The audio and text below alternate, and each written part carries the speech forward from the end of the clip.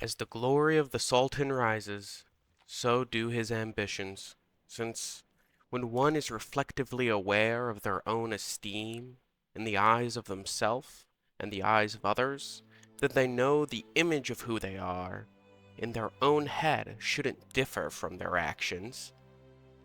And so the Sultan sets out to militarize Morocco by focusing the academics on military technologies and by building barracks to house his soldiers, all in the aim of eventually reclaiming our rightful land from Spain.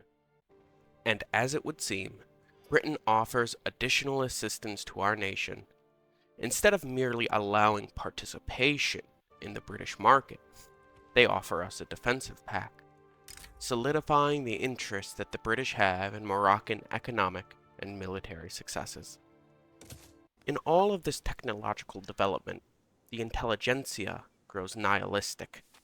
To imagine the death of Moroccan citizens for what? A piece of land? What could the purpose be? For glory? For God? For the Sultan? How could any of it matter when life is short, life is unfair, and life is cruel? Yet we are expected to participate in the games of the elite, to develop the means of killing each other, and then to volunteer ourselves to die. And so, this sets off political activism, not of the elite, but of the intellectuals in Morocco.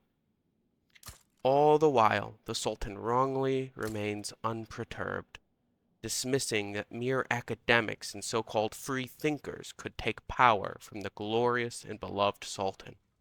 And so he continues to build the military forces, and either from the Sultan's attitude or because of the radicalism of the nihilists, some members of the intelligentsia seem to break away from this new trend of defying meaning and align themselves with the Sultan.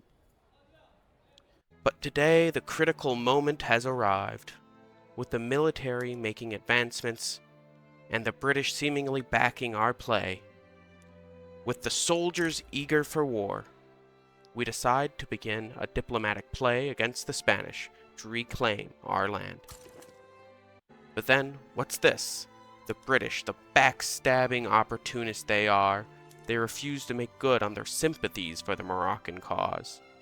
What choice do we have but to accept their decision and to pretend it's fine? For the economy and livelihood of all Moroccans depend upon our cooperation with them. So we turn to the French and the Russians, who in exchange for offering Spanish treaty ports, will back our righteous cause. But again, unfortunately, the Russians are too ready and too eager to backstab the glorious Sultan, and they abandon their support for the Moroccans and instead back the Spanish along with Austria-Hungary. Luckily for us, the Austrians and the Russians are already at war, and it will be some time before they can bring troops to the fight. And so when war breaks out, we are quick to take our goal, and we retake our land from those cowardly Spaniards. And as fate would have it, there's glory for the brave soldiers of Morocco who successfully defeat the Spanish foe. But the glory of our victories always ends with our questioning of what our victories are for. And so while the people are celebrating the victory of Morocco over the Spanish, the industrialists are planning and scheming to ensure their and the intelligentsia's contribution to the war are properly rewarded.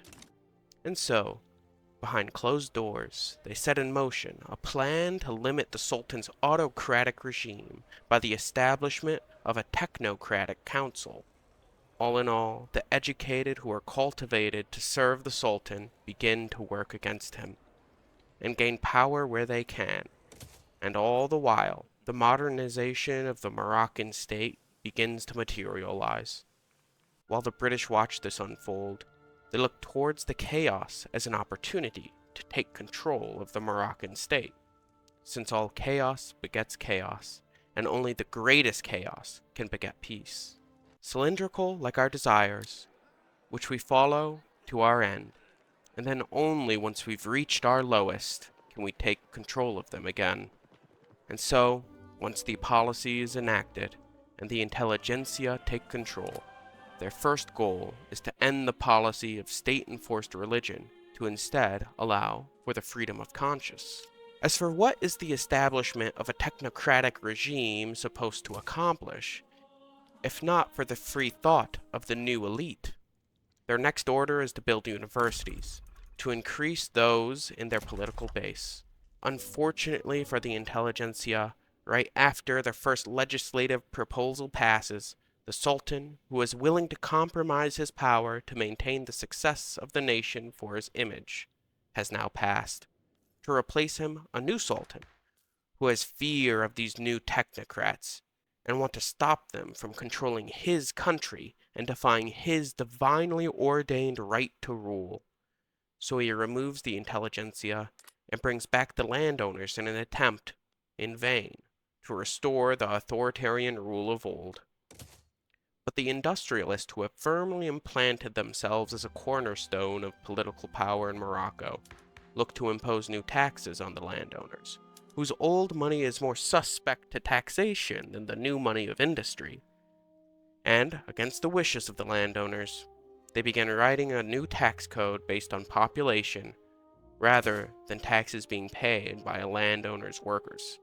Once this tax code is passed, the next step for the industrialists become clear, that by making education privatized, then they can protect their position by limiting educational access to the poor, and so they move on the legislation and privatize the schooling system. All the while, the Sultan tries to repair the damaged relationship with the British, and to do so he offers Moroccan support in a war as a symbol of unity between the Moroccan and British people, which, as it turns out, works to ease the aggressive tendency of the British for a while longer. Shortly thereafter, the enactment of private schools was complete, empowering the intelligentsia and providing the opportunity for them to join back into the technocratic elite, and to remove the landowners who, by the assistance of the Sultan, stole their positions some time ago. But while political situations may force the appearance of cooperation and civility, the cuts and bruises of betrayal run deeper than any advantage of teamwork. So the intelligentsia begin working on a bill to outlaw slavery, to punish not only the landowners, who rely mostly on slave labor, but also the Sultan, who owns slaves himself. As the livelihood of the landowners is threatened, they have no choice but to threaten to revolt. But, unfortunately for them, their power is nothing compared to the landowners of old, and their desire to rebel stagnates as the law to ban slavery is passed. And again, the industrialist and the intelligentsia must punish those who disobey the decisions of the technocracy, and all the while the Sultan is but helpless to watch, lest he threaten his ability to maintain his position as ruler of Morocco. So the industrialist and the intelligentsia changed the bureaucratic system in Morocco from hereditary transfer to appointment by the technocrats themselves. And once enacted, the technocrats know that the power of the landowners will be a mere footnote in history. While now some relative stability has arrived for the Moroccan people, foreign powers now look at Morocco as a jewel to add to their empire. Even the distant Russians issue a demand for Morocco to become their protectorate, and essentially to become a puppet to the Russian Tsar. Of course, the technocrats cannot allow the Sultan to make such a decision, since doing so may threaten their carefully attained power, and in response they order a substantial increase in military spending and increased production of military buildings, all in an attempt to, as all people seem to try, to hold on to their power once they have tasted its sweet taste.